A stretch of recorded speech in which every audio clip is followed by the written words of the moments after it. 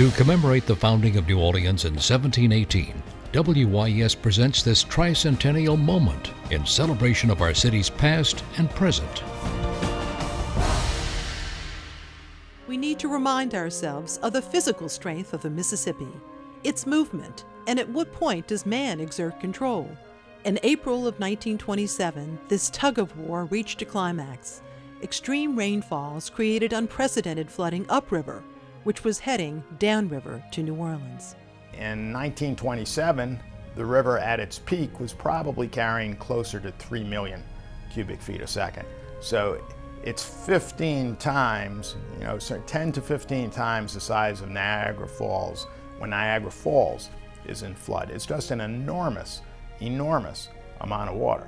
And ironically, the people who knew most about the river, and particularly an engineer named James Kemper, he was convinced that the levees well above New Orleans, hundreds of miles upriver, couldn't possibly hold the water.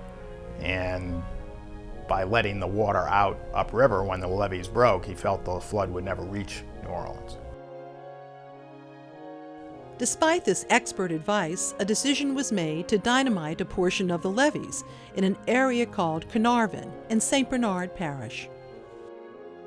I think probably the decision makers, they certainly were aware of this opinion, but they wanted to make a statement to reassure bankers and their business colleagues in New York, in London, and Chicago.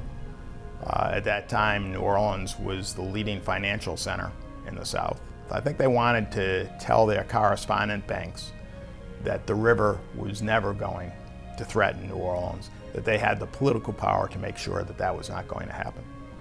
And they did. While compensation was promised to the thousands of residents who were displaced, the promise was never fully realized.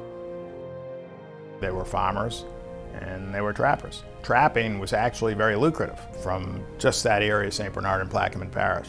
A trapper could make several $1,000s a year, which was a lot of money in 1927. They had income, but they did not have political power. And there were not that many of them, in total probably about 10,000. WYES's New Orleans Tricentennial Moments are brought to you by the Miro Foundation and presented in association with the Historic New Orleans Collection.